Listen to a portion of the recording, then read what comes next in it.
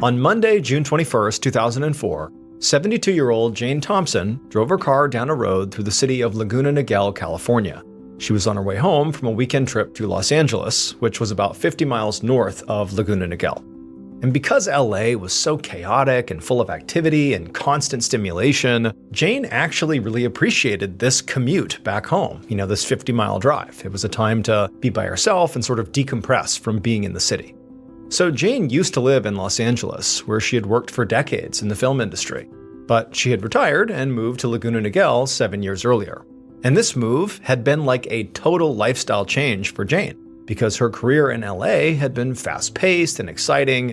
She'd been an assistant to some really important people in Hollywood, and then also she was an award-winning producer, and then a decorator for various Hollywood celebrities. It was sort of very glamorous what she was doing. So even though Jane was generally a pretty quiet person who appreciated her alone time, like driving in the car right now, it still had actually been really hard to completely transition to the slow pace of life outside the glitz and glamour of Hollywood, especially because her girlfriend, Marion Reese, still lived in LA. Jane had known Marion for decades at this point. They'd started out as coworkers because Marion owned a production company and Jane had produced a lot of projects for her.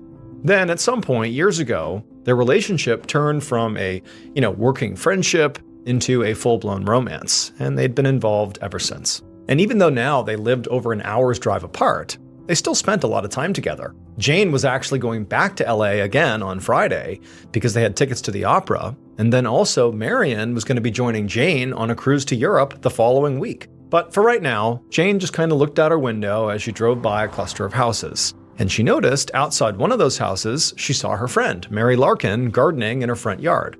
Jane had known Mary for years, and she was really Jane's closest friend in town.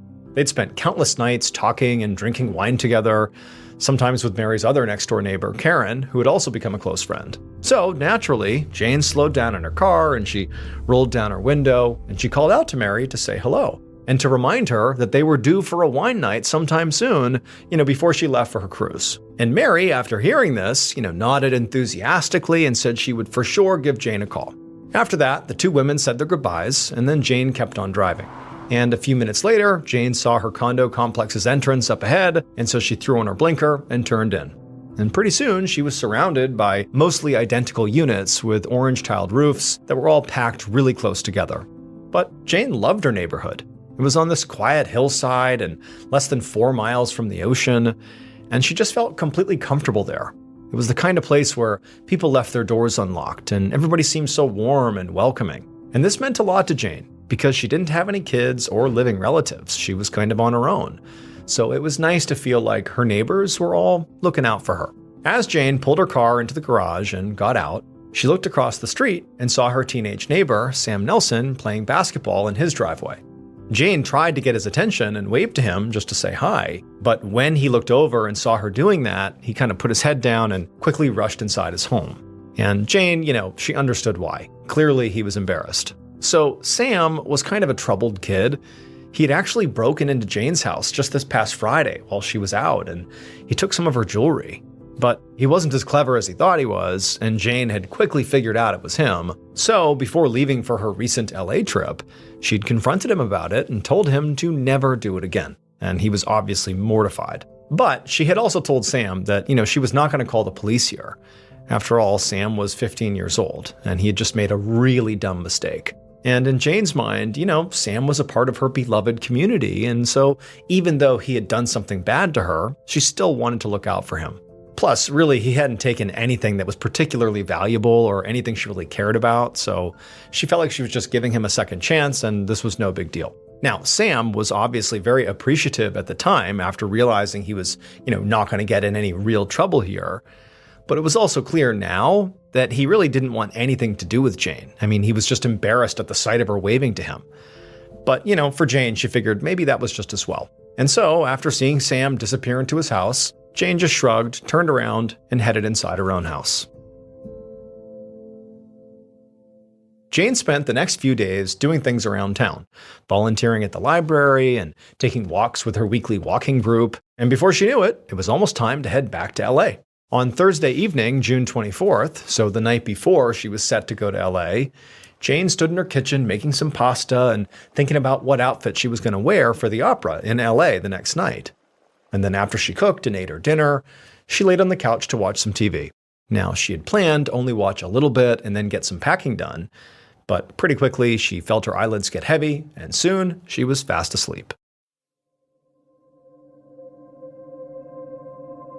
3 days later, on Sunday afternoon, Jane's friend and neighbor, Mary Larkin, the woman she had seen when she was driving home from LA, drove up to Jane's house with their other friend, Karen Hamara, and they jumped right out of the car. Mary had an undeniable knot in her stomach, which had only been getting tighter by the minute ever since Jane's girlfriend, Marion Reese, had called earlier to say that Jane had never showed up in LA for their trip to the opera, and now she was not answering her phone.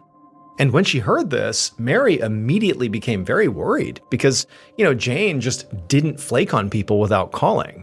And so given Jane's age, it seemed entirely possible that maybe she had an accident or medical emergency at home and needed help, and that's why nobody could get in touch with her. So after she herself tried calling Jane a few times but with no luck, Mary had gone over to her neighbor Karen's house and asked her if she would come with her to go to Jane's house, just to make sure Jane was okay. And on their drive over, Mary had convinced herself, despite that feeling in her gut, that, everything would be okay. But now, as she went up Jane's driveway, she could see there were a few newspapers piled up at the end of it, which made her even more anxious that something was wrong here. And so Mary hurried right up the driveway, went to the front door, and began knocking. But as she and Karen stood there, they couldn't hear anything inside the house. Nobody was coming to the door. And so finally they left the porch and went around to the back of Jane's house to try her back door. And when the two women got into Jane's backyard, Mary froze, because she could see the sliding glass door that led into Jane's living room was clearly wide open. And so Mary and Karen, from right there in the yard, just began yelling through the open door for Jane, but there was no answer. Eventually, Karen began to walk towards the open door like she was going to go inside, but Mary instinctively grabbed her and just said, "Don't."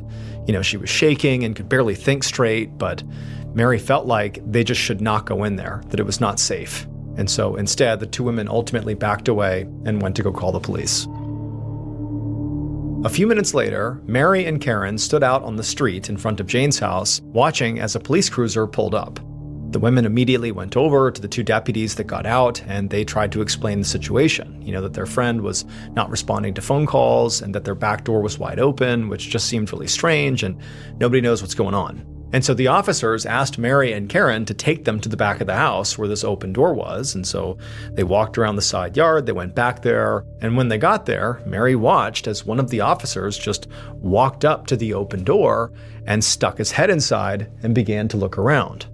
And as soon as he did that, Mary could see his body began to tense up, like he had seen something inside. Mary blurted out like, "Hey, what's going on? What's wrong?"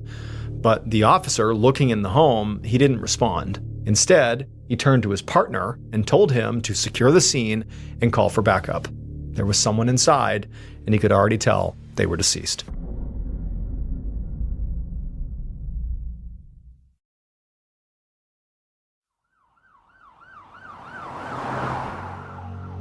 Just about an hour later, at around 6 p.m. on June 27, 2004, Detective Daniel Salcedo stopped his cruiser in front of a condo in Laguna Niguel, California.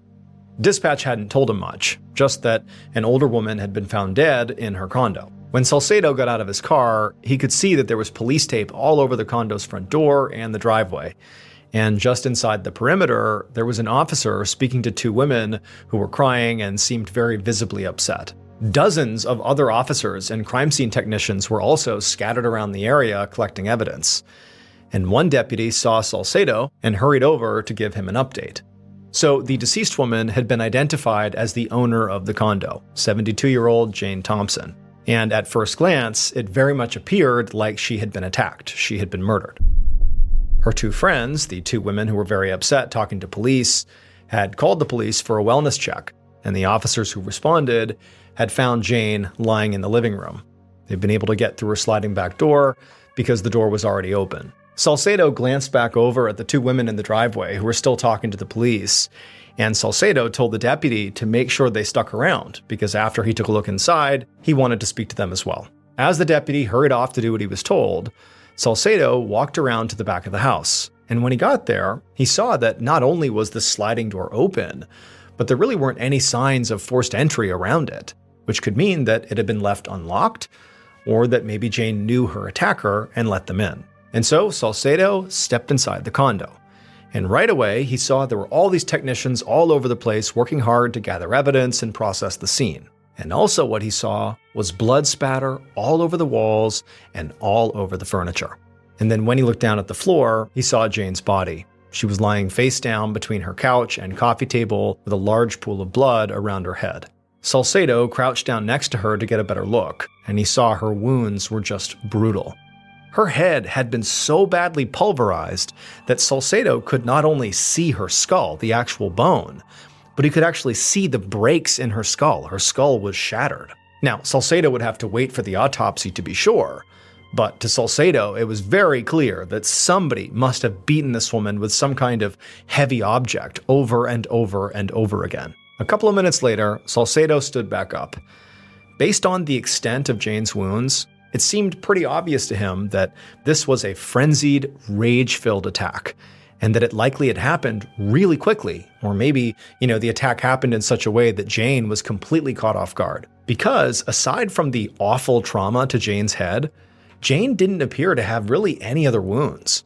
So it didn't seem like she tried to fight back or defend herself. And aside from the blood spatter, the room around her didn't show any signs of a struggle. It's like she just got destroyed right here and blood went everywhere. Salcedo left Jane's body and searched the rest of her condo. He went in her bedroom, searched her closets, went in the office, went in her kitchen, but there were no signs of anybody ransacking the condo. There was no obvious theft that had taken place, at least at first glance. There were expensive electronics that were still out and not claimed. So to Salcedo, at least right now, he was pretty sure this was not a robbery gone wrong. As he wrapped up his initial walkthrough of the condo, an officer called Salcedo back into the kitchen. And when Salcedo went over, he saw the officer was standing by the landline's answering machine. The officer told Salcedo there were a bunch of new messages on there, and they started the morning of Friday, June 25th. Now, Salcedo was very excited to hear that, because that gave them something of a timeline to work off of. Because if Jane had stopped answering her phone by, Friday morning, then that means she could have died maybe overnight on that Thursday the 24th, or maybe even in the morning before that first message came through on the 25th. At least that would be the latest she could have died, based on the message. So Salcedo told the officer to be sure to log the tape into evidence. Then Salcedo went back to the living room where Jane's body was and all the texts were, and he just stood there with his arms crossed, thinking about, what's he going to do next? Considering the attack had all the signs of being highly emotional, Salcedo felt confident that Jane's killer was someone who knew her and was deeply angry with her. So the first people he wanted to speak to were those that Jane was closest to, like family, friends, or maybe even romantic partners. Jane appeared to live alone, so he hoped other people in the neighborhood, or maybe those two women who called the police, could tell him more about Jane's personal life, her relationships, and give him a place to start. So Salcedo grabbed a few officers, and they headed outside to begin asking some questions.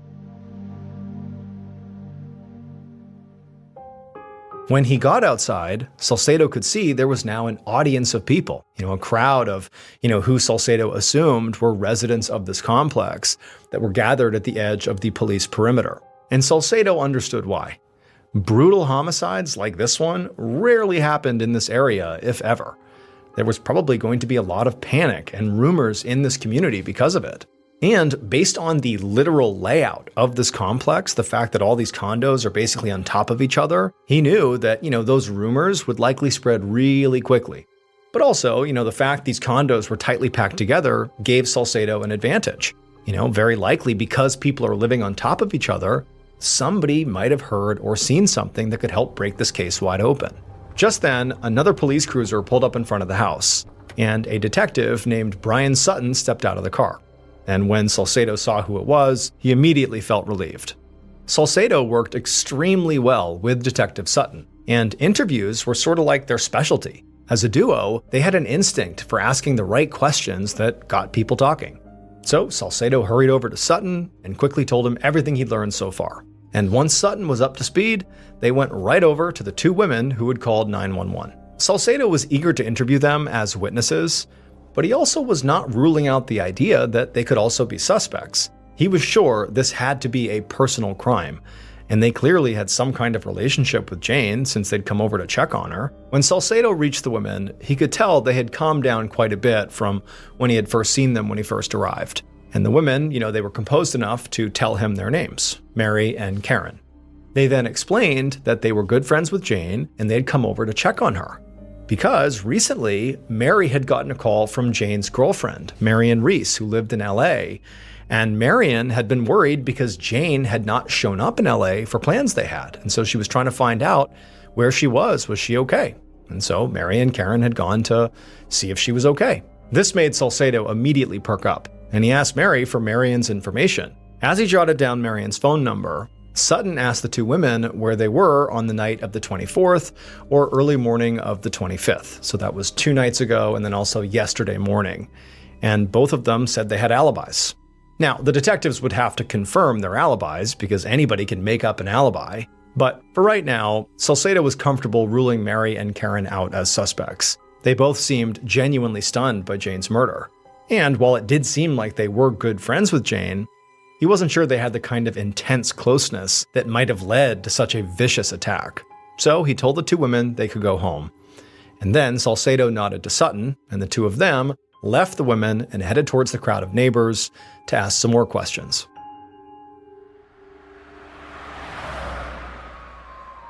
The next morning, Monday, June 28th, and Salcedo was behind the wheel of his cruiser with Sutton in the passenger seat. They were almost at the end of their long drive up to Los Angeles to interview Jane's girlfriend, Marion Reese. Salcedo was eager to get her statement, because right now, they didn't have that many other leads. The forensics team hadn't found any DNA or fingerprints at the scene to test against future suspects. And the canvas of Jane's condo complex the night before really hadn't yielded much either. They'd learned that no one had seen Jane since Thursday, which backed up the timeline they'd already gotten from the answering machine. But none of the neighbors heard or saw anything strange on that Thursday night. And according to her neighbors, Jane did not have any obvious tension with anybody in the community. She generally kept to herself, but was really well liked by everyone who met her. But Salcedo, again, from what he had just seen at the crime scene, felt sure that someone out there had to have had a problem with Jane. He'd seen the autopsy that morning, and it confirmed that Jane, unsurprisingly, had died from the wounds to her head. But it also told him something else. She'd been hit more than a dozen times. It was complete overkill. And to Salcedo, it meant the killer had to have been driven by some kind of intense emotion, like rage or maybe greed, which was why they were now making this drive out to LA to speak with Marion, who Salcedo felt, based on her relationship to Jane, she was the strongest suspect they had, because romance can make you do crazy things. Also, Salcedo had done some digging into Jane's finances the night before, and he found out she had a life insurance policy worth $100,000. And Marion Reese was the sole beneficiary, which meant Marion definitely had something to gain financially at least from Jane's death. So as they pulled up to Marion's house, Salcedo was thinking, maybe we found our killer. A few minutes later, the detective sat on a couch in Marion Reese's living room. The home was on the small side, even by LA standards, but it was very tastefully decorated. Marion sat down across from them in an armchair, and when they looked at her, they could see her eyes were very red and puffy, like she'd been crying. She also had a glass of water in her hand that she kept lifting up like she was gonna take a sip, but then she would just place it back down again without taking a sip. It was like she didn't know what she was doing. Marion had clearly already heard about Jane's death, and to Salcedo, she really was showing every sign of genuinely being in shock. So he wanted to be very careful with his line of questions and make sure, he didn't overwhelm her. If she just shut down, he might not get the information that he really needed. So, after a minute, Salcedo began by just asking Marion how she knew Jane. And Marion, she took a deep breath, and then with a very shaky voice, she explained that they had known each other for almost 50 years. They used to work together.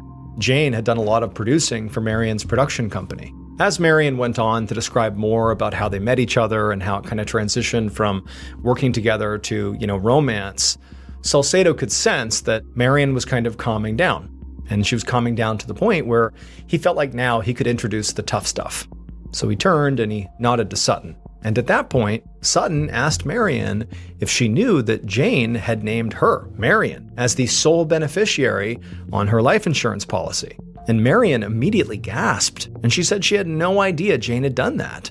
But she also said it did sort of make sense. She said that Jane really didn't have any family, and in some ways, Marion was her family, or at least was her closest relationship. Now, Salcedo felt like Marion's reaction to this was very earnest, but he couldn't be sure. So he pressed her some more, and he asked her where she was last Thursday night when presumably, Jane was killed. But Marion just said she was with friends all night in LA, and she gave Salcedo all the phone numbers of these friends so he and his partner could confirm it. They talked for a while longer as Marion went over the details of how Jane missed their opera date on Friday and then stopped returning her calls, and it all lined up with what Jane's friend, Mary, had told them. So eventually, Salcedo and Sutton stood up to leave.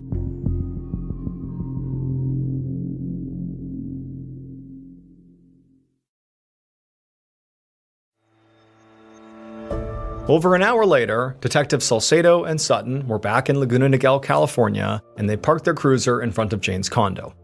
On their drive back from Marion's house in LA, the detectives had called some of Marion's friends to confirm her alibi. And they all confirmed that on the night Jane was killed, they were with her and she was in LA. And so now Salcedo had to admit that Marion was looking less and less like a suspect. So now the detectives were back at Jane's condo to look into another working theory about what might have happened here. Maybe Jane's murder was a hate crime. So remember, this was back in 2004 when being a homosexual was just not as widely accepted as it is today. And so their theory was, maybe one of Jane's neighbors had seen Marion, Jane's girlfriend, visiting, or maybe heard about their relationship and they didn't like it, and so they lashed out. And then also strengthening the idea that, one of the neighbors could have done this was the fact that it was sort of common knowledge in this neighborhood that most people left their doors unlocked. And so it sort of strengthened the idea that maybe a neighbor did this, maybe because of their hate towards Jane and her way of life. However, Sutton and Salcedo knew that actually investigating this theory was going to be extremely challenging. There were 144 houses in the complex, and so conducting a thorough investigation of every resident of all those houses was just going to take a lot of time. But they didn't have any other options, so the detectives got to work, and they went to the first house next to Jane's and knocked. A few hours later, Salcedo and Sutton returned to the Orange County Sheriff's Department. They had spent most of the afternoon talking to people who lived in Jane's condo complex, and while they hadn't talked to everyone, they already had to admit that their hate crime theory was looking sort of like a wash. Most people didn't even know Jane was in a relationship at all, since her girlfriend, Marion, lived in a different city, so they didn't see her. And also, there was just nothing anybody in the neighborhood said that made the detectives think that Jane was being targeted really for any reason. But a few people had mentioned that recently there had been some burglaries in the complex, which was completely unheard of in a place like Laguna Niguel. Still, there was a huge difference between somebody breaking in and stealing some stuff and breaking in and bludgeoning someone to death. But it was a lead. And that's what Salcedo was thinking about as he and Sutton walked towards their desks. But before they got there, Salcedo had this epiphany. And he just stopped in his tracks and he turned to Sutton and said, "Turn around. We have to go back to the evidence room. I think everything we need to solve this case might be in the building with them right now."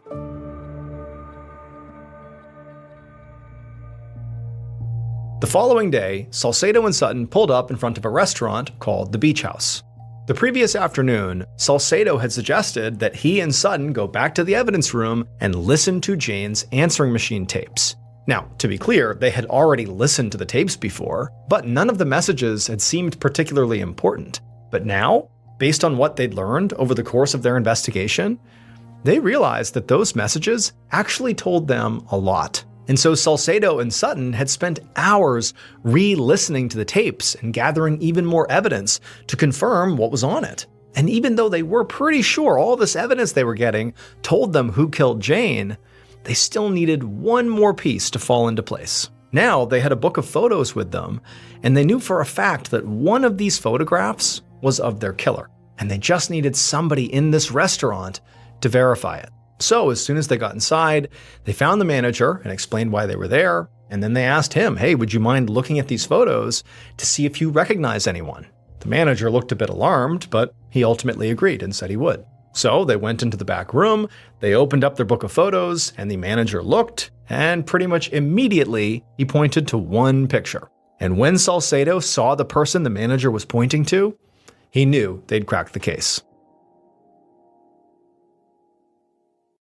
Based on forensic evidence and also a confession, here is what investigators believe happened to Jane Thompson in the early morning hours of June 25th, 2004.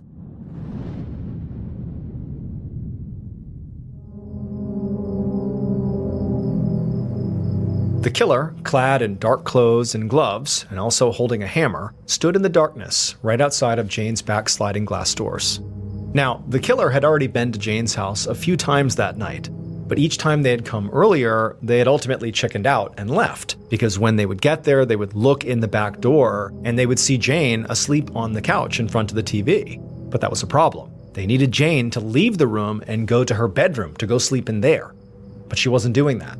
But this time, as they stood outside the glass doors, they knew they had to go in there, or they would never get what they wanted from Jane, even if she was right there on the couch. So the killer took a deep breath and then reached forward and tried to open the back door. And it slid right open, just as they expected. It was unlocked. Once it was open, the killer very carefully, very quietly, stepped inside and made their way over to the couch where Jane was. They wanted to check to make sure Jane was still asleep. But as the killer is hovering over Jane, looking down at her, she's on her back on the couch, the killer practically fainted when Jane opened her eyes and looked right at them. And the killer was so surprised and so scared that they instinctively lifted up their hammer and brought it down on Jane's head. And the blow was so vicious that it sent Jane tumbling down onto the floor, and it also sent blood flying into the air, some of which landed in the killer's mouth. And to the killer, it tasted so bad. And in fact, it infuriated them, this bad taste. It infuriated them so much that it was like their mind just went blank, and they just began slamming her head with the hammer over and over again. And when the killer finally stopped and kind of calmed down for a second, they just stared at Jane's destroyed body in total shock. Then they backed away and realized the hammer, the murder weapon, was dripping blood everywhere. So they grabbed the head of the hammer with their gloved hand to kind of stop it from dripping, and then ran right back out the sliding door. The killer hurried across the street outside, tossing the hammer into the trash as they went. And when they finally got to their home, they stripped off their clothes, balled them up, and then tried to decide where to hide them. And as they thought about that, they looked out their bedroom window at the house across the street, where they'd just killed the one person who had given them a second chance. It would turn out Jane was murdered by a child, her 15-year-old neighbor, Sam Nelson. Sam had actually broken into Jane's house more than once. He'd broken in repeatedly and stolen a lot of things from her, including her credit cards. That was what the phone messages had been about. Jane's credit card company had called her back after she had reported a series of fraudulent charges. And one of those charges was at that restaurant that the investigators visited with the photo lineup. And the manager, when he looked at the photos, recognized Sam, because Sam had been in there recently. The reason Sam was stealing from Jane and also from other people in the neighborhood was ultimately just because he was trying to keep up with his appearance. He used these stolen credit cards and money to buy food and items that would, in his mind, impress his wealthy classmates. On the night of Jane's murder, Sam did not go in there with the intention of killing her. He went in there with the intention of robbing her. But for whatever reason, when, she opened her eyes and saw him, he sort of panicked, hit her once with a hammer, the blood went in his mouth, his mind went blank, and then suddenly he's beating her to death. Sam was arrested and eventually sentenced to 25 years to life in prison for Jane's murder and also for multiple counts of burglary. His earliest eligible release date is in 2027.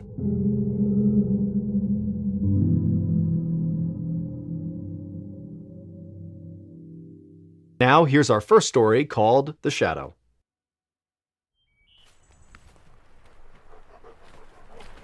In a rural area of southwest Texas in 2016, a 49-year-old woman was out walking her dog. We don't know her name, so we'll call her Rhonda, and we don't know her dog's name, so the dog will be Max.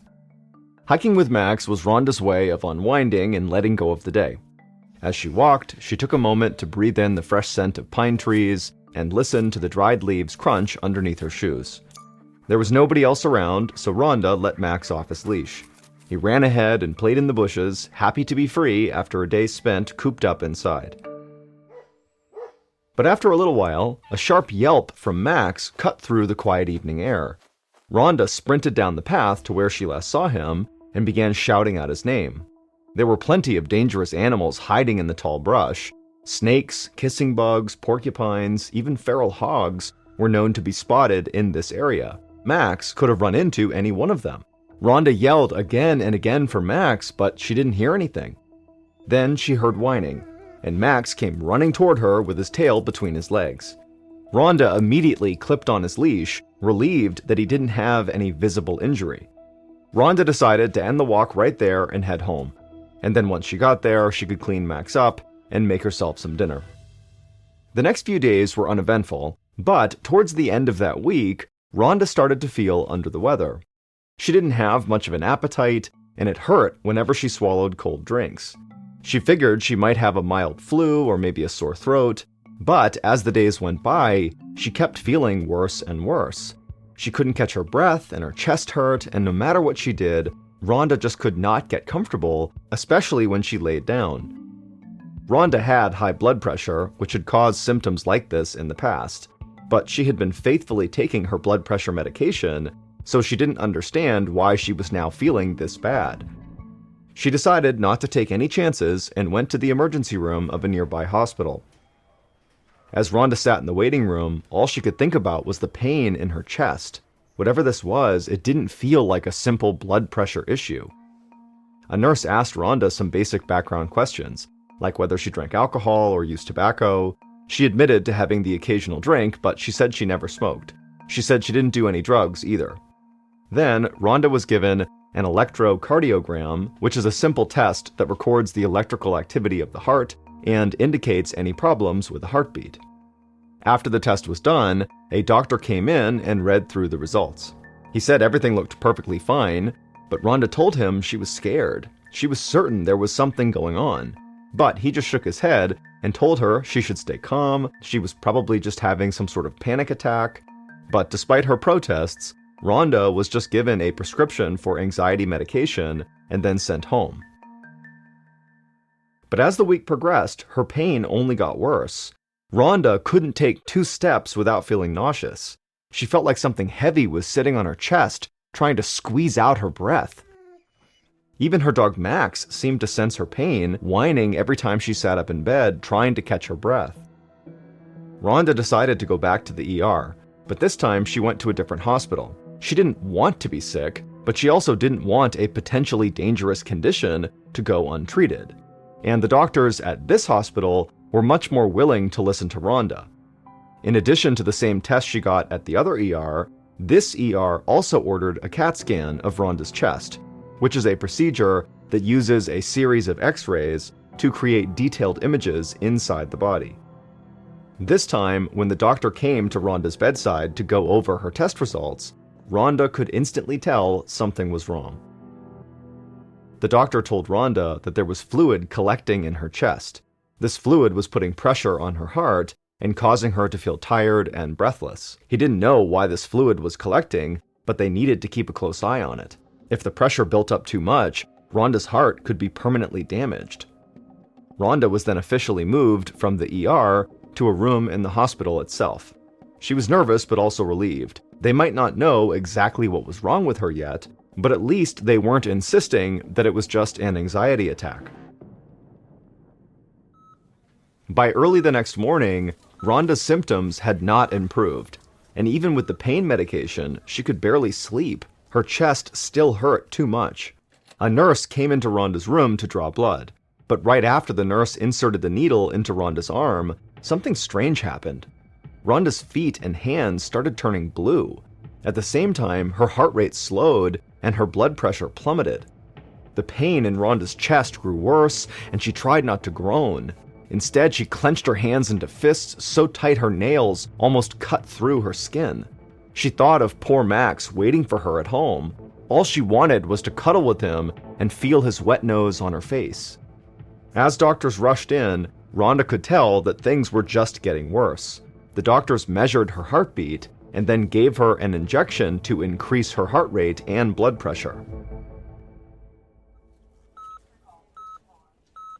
Once Rhonda was stabilized, her cardiologist arrived at her bedside. He could see that the excess fluid around Rhonda's heart was exerting more pressure.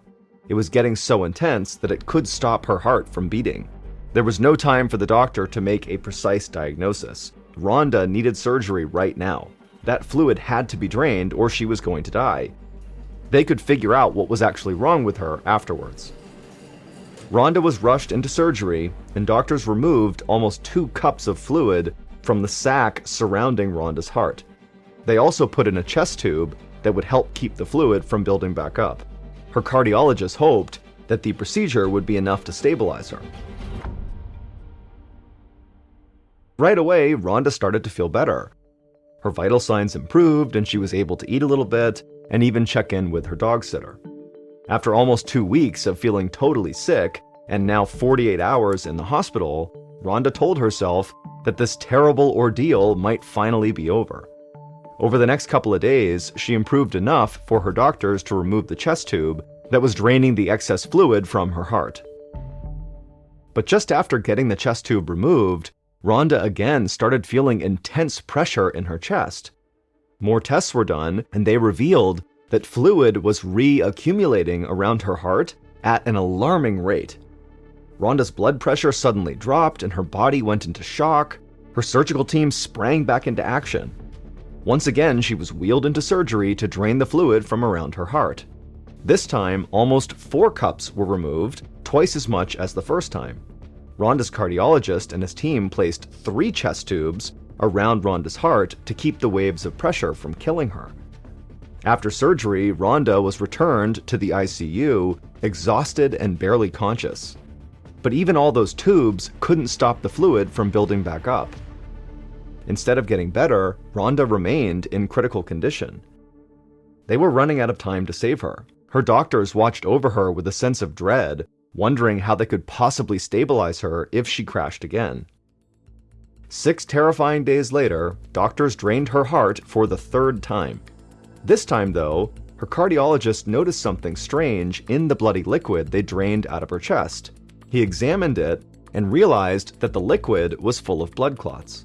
Rhonda must be bleeding internally. If one of those clots made its way into her heart, it could block an important artery. This would cause cardiac arrest and kill Rhonda in seconds. Her cardiologist ordered more scans and then carefully studied each one. And that's when he noticed something truly puzzling. Rhonda's aorta, which is the large artery connected to the heart, showed a small, thin shadow. The cardiologist was baffled by it. He knew it had to be connected to the bleeding, but he couldn't tell what it was, and he had to find out. To do this, he needed to see Rhonda's heart completely still and without any blood to obscure the view. While it sounded impossible, there was a way to do this. He needed to perform an incredibly dangerous surgery, the kind of surgery that he would only do when there was no other choice. He dreaded reaching this decision, but it was the only way to save her life. Rhonda would have to be put into a state called total circulatory arrest. The surgical team would do this by first drastically lowering her body temperature. Then they would have to stop her heart from pumping. Rhonda would be in suspended animation, with no pulse, no blood pressure, and no signs of brain activity. She would basically be no different from someone who was actually dead. Putting Rhonda into the state would allow her doctors to see what was wrong with her heart, but it only gave surgeons an extremely short window of time to work, about 40 minutes. If it went on any longer, they might not be able to bring Rhonda back. As the surgical suite was prepped for the procedure, the cardiologist and his team went through every minute detail of the operation. Then the surgeon took a deep breath and began the process of putting Rhonda into deep hypothermic circulatory arrest. A cooled saline solution was slowly injected into Rhonda's blood. This lowered her body temperature to somewhere between 64 to 68 degrees Fahrenheit and caused her blood to stop flowing. A machine took over her breathing. Once all her body functions had stopped, the cardiologist called for a scalpel and made his first incision. The entire surgical team watched as he cut through the sac surrounding Rhonda's heart, carefully pushing aside tiny blood vessels until he was able to make an incision in the aorta. Wearing specialized magnifying glasses, he carefully examined Rhonda's heart. Within moments, he was stunned to see an object deeply embedded inside of her aorta. He carefully removed it with microforceps and dropped it in a specimen jar. Then he cut out the damaged part of the aorta, repaired it with the synthetic graft, and closed Rhonda back up. Then the team slowly and carefully raised Rhonda's body temperature. Her heart was restarted with a defibrillator. In minutes, blood was pumping through her veins again, and color started to return to her face. As Rhonda was wheeled back to the ICU to recover, the object that had been pulled out of her aorta was already being closely examined by pathology. By the next day, Rhonda's medical team knew the very risky surgery had worked. The fluid had stopped accumulating around Rhonda's heart, and she said she was starting to feel better. Over the next several days, the lab analyzed this object that had been pulled out of her that had basically pierced a hole through her aorta. Rhonda was in her hospital room chatting with some family when her cardiologist entered, holding something in a small glass jar. He told her that the pathology department had a little present for her. They knew what had caused her near-death crisis.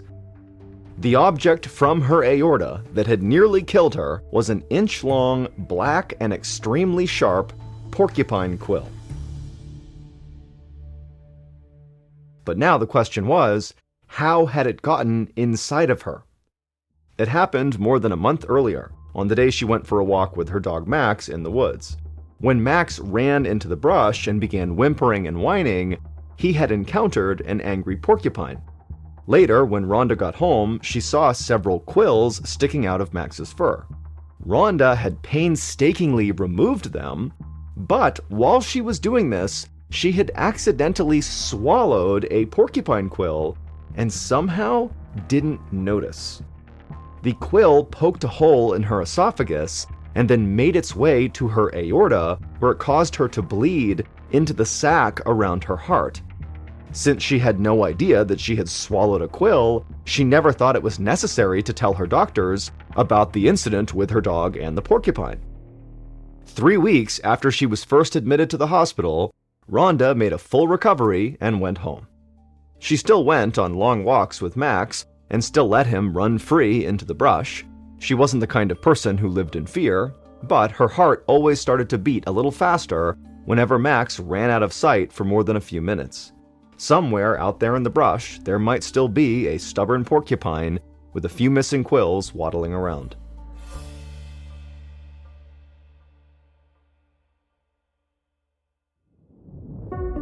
And now here is our second story called The Experiment.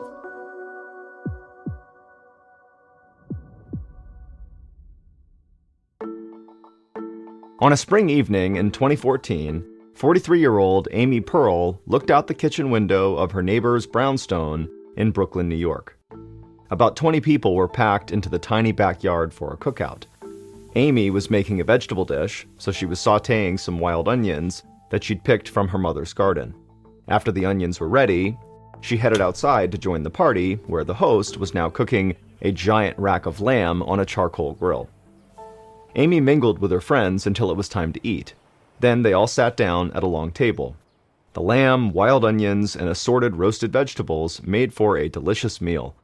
Amy even sneaked some meat to her dog, a brown and white pit bull mutt named Cola. Amy couldn't help but think about how lucky she was. She was a successful radio producer living just minutes away from Manhattan, in a city full of things to do and great food to eat. And she had a group of amazing friends to enjoy it with. A few hours later, the party ended, so Amy said her goodbyes and headed back to her own apartment with her dog.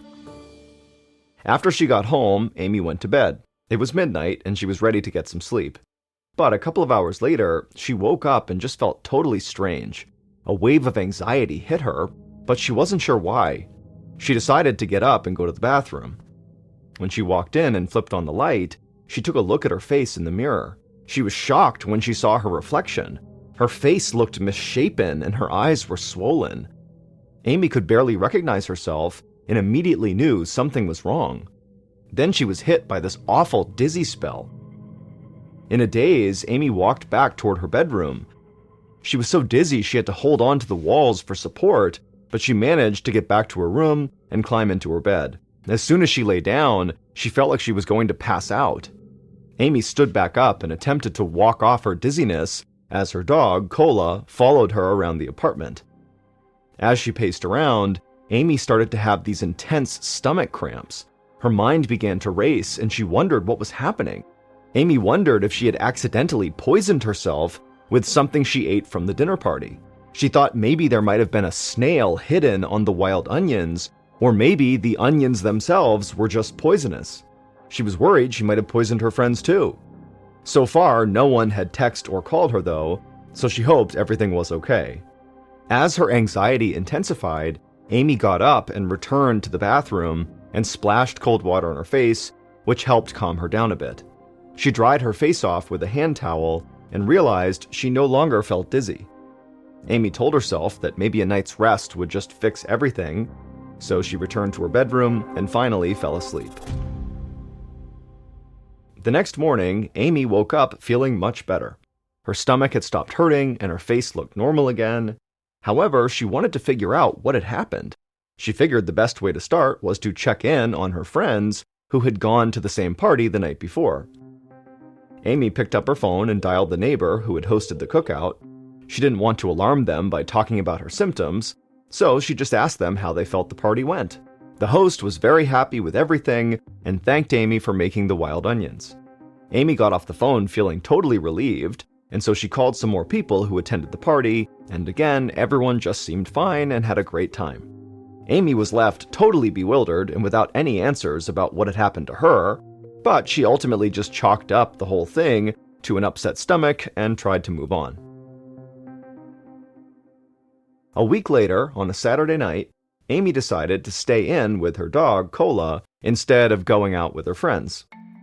She decided to make a cheeseburger and french fries for dinner, so she pulled a frozen patty out of the freezer and turned on the stove. When the burger was done, Amy placed a slice of cheese right on top and watched it melt. Then she put the burger on a bun and added the fries that she had cooked in the oven. Amy grabbed a can of soda from her fridge. She sat down on the couch next to Cola and took her first bite of the burger. The patty was a pink medium rare, the cheese was melted and gooey, and the fries were perfectly salted. Amy savored every bite and then watched a movie. 2 hours later, as the credits of the movie began to roll, Amy hugged her dog. As he licked her face, she started to feel lightheaded. She stood up too quickly and nearly fell over. Amy braced herself against the wall and struggled to catch her breath. Her chest began to tighten, and she started breathing faster and faster, and so kind of in a panic, Amy began trying to take deep breaths to calm herself down, and as her breathing did begin to settle, all she could think about was what had happened to her after her neighborhood party a week earlier. But this felt different, and much worse. Amy made her way into the bathroom, and just like last week, she looked in the mirror and her face looked swollen, and now she noticed there was also a rash on her hands. She lifted her shirt and saw that her stomach was also covered in swollen red hives. She didn't know what to do. Her only thought was to make her way to the living room and unlock her front door, just in case she needed to call 911 but passed out before paramedics arrived. Then she staggered into her bedroom as Cola followed along. Amy wondered if there was a virus going around, or if maybe she was allergic to a new pollen, or worse, maybe she was allergic to her dog Cola. Amy didn't want to think about that possibility because she loved her dog. She remembered how helpful sleep had been the last time this happened a week earlier, so she decided not to call 911 just yet. She relocked her front door and made her way back to her room. Exhausted, she collapsed onto her bed and she fell asleep. Just like the last time she got sick, Amy woke up the next morning feeling much better. The swelling on her stomach had gone down, and the hives were less noticeable, but she was still worried, so she grabbed her laptop off the floor. She opened a web browser and typed all of her symptoms into the Google search bar. A list of articles and links popped up. Amy scanned the list, her eyes widening as she saw a particular article. She clicked that link and read more. It was about a man in Florida who had experienced the same sudden symptoms as her. She wasn't sure what it all meant, but maybe it was connected to what was happening with her. Amy printed out the article because she felt like she was onto something. A few days later, Amy was seated on the examination table as her doctor stood close by. Her hives had disappeared by the time her appointment had arrived, and the doctor didn't seem too worried. Despite this, Amy described the two incidents and her various symptoms in great detail as the doctor took notes. But the entire time, Amy was thinking about the article she had printed out. She had even brought it with her to the appointment. Amy hesitated to bring up the article to her doctor. She didn't want to sound like one of those people who self-diagnosed based on what they read online. Instead, when she was on her way out of the appointment, she left the article with the receptionist and asked them to please give it to her doctor. The next day, Amy called the doctor and asked whether she could be tested for the condition the article mentioned. The doctor said he had read the article and that in his opinion, it just wasn't possible. Amy had nothing to worry about, and he didn't think she needed to do any special testing. He was confident that it was just not a problem. Amy felt kind of defeated and no closer to knowing what had actually happened to her. A few days later, Amy was back to feeling basically like herself. She was at the local supermarket, pushing a cart full of groceries down the aisle. She eyed the food in her cart and was struck with an idea. Her doctor had seemed so sure there wasn't anything wrong with her, but Amy wasn't as certain, so she decided to run a test on herself. She would go to her mom's house and do the experiment there, just in case something terrible happened. Later that afternoon, Amy's mother, Susan Von Eggers, stood at the island in her kitchen in Danbury, Connecticut, about 2 hours away from Brooklyn. Susan was cutting up vegetables from her garden when she heard a knock at the door. She walked over to let in Amy, and then she gave her a hug. As Susan led her daughter back to the kitchen, Amy told her about this experiment she had planned. She was going to cook some food and eat it as a test, then wait to see if she got sick. Susan didn't know what to make out of Amy's experiment, but she was determined to help her daughter figure out what had made her so sick. Susan walked out into the spacious backyard, where she fired up the grill, and then they cooked their meal. Shortly after, they took a seat at the patio table. It was time for the experiment. Susan watched closely as Amy took her first bite of food. Her daughter slowly chewed and swallowed. They both waited, but so far, nothing out of the ordinary happened. Then Susan began eating. She soon noticed that Amy had barely touched the rest of her food. Amy said she was just too nervous and didn't want to eat anymore. Susan felt bad for Amy. Normally, her daughter had a healthy appetite and a deep appreciation for food. But the next 2 hours went by and Susan and Amy relaxed in the backyard, chatting and enjoying the sunshine, and Amy just seemed totally fine, which was a huge relief for Susan. But several minutes later, she noticed Amy became very quiet and then grabbed at her stomach. She quickly excused herself to the bathroom. Susan watched, unsure what to do, as Amy jogged to the back door and disappeared inside. 20 minutes later, Amy returned and looked very pale. She asked if her mother could drive her to the emergency room. Susan's stomach dropped, and for a split second, she couldn't think straight. She jumped up and said she needed to change her clothes. Even as she said it, she realized how absurd it sounded. She frantically ran to her bedroom, but a minute later, she heard something slam against her door. Susan opened the door and saw that Amy had collapsed on the floor in the hallway. Susan immediately felt so bad for delaying getting Amy to the hospital. She ran over and kneeled down and leaned close to her daughter's face, and she could tell that Amy was still breathing. Susan found Amy's phone on the ground next to her. She realized that Amy must have thrown it at her door to get her attention. Susan picked up Amy's phone and she dialed 911. Paramedics arrived and immediately took Amy to the hospital.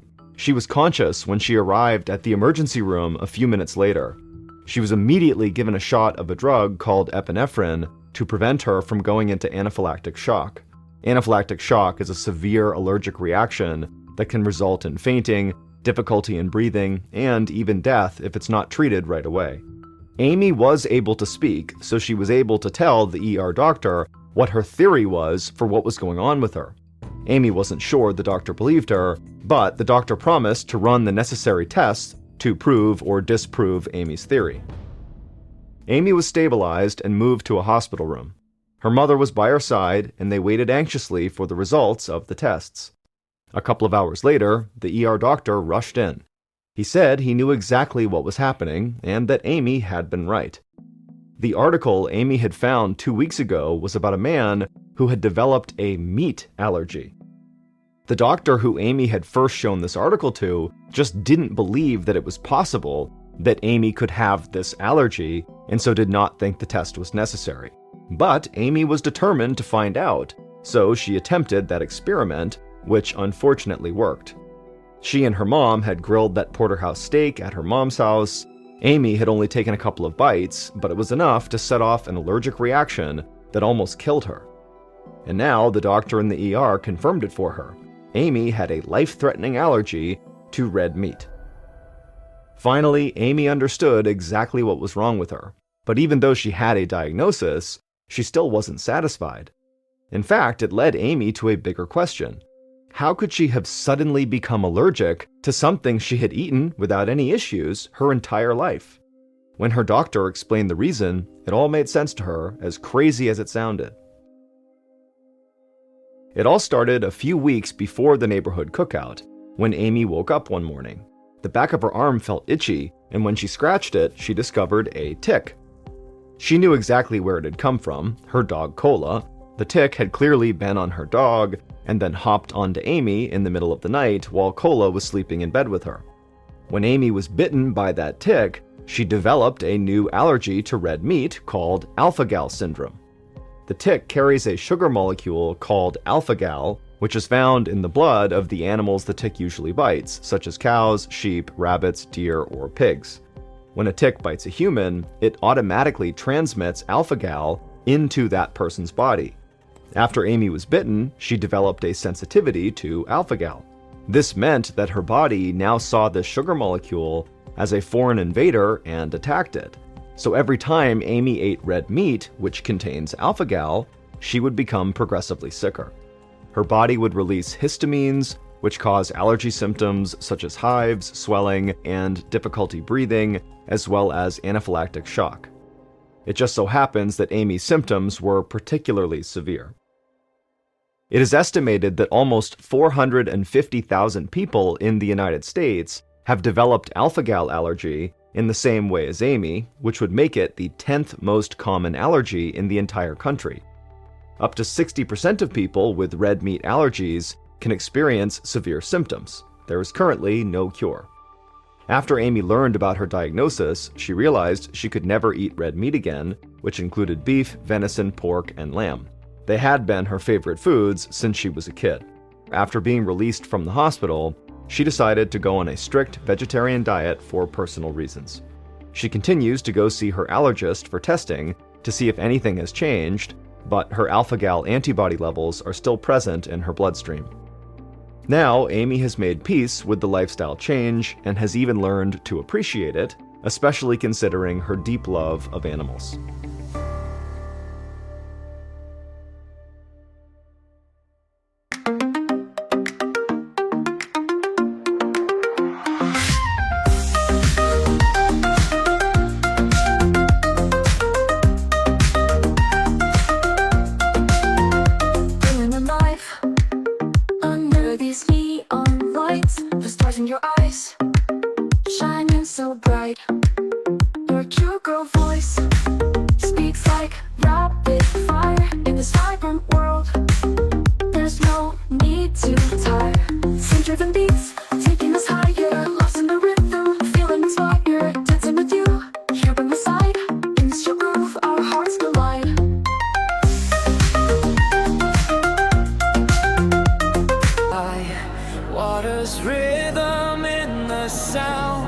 Rippling waves that crash the ground. Air is swirling. lifting high as the earth beneath us lies. In the pulse of night we stand, dancing with the elements, hand in hand.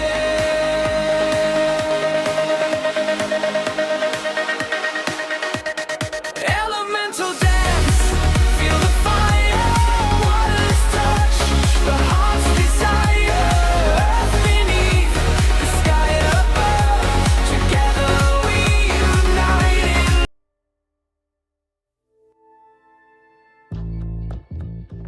From Ballin Studios and Wondery, this is Mr. Ballen's Medical Mysteries, hosted by me, Mr. Ballen.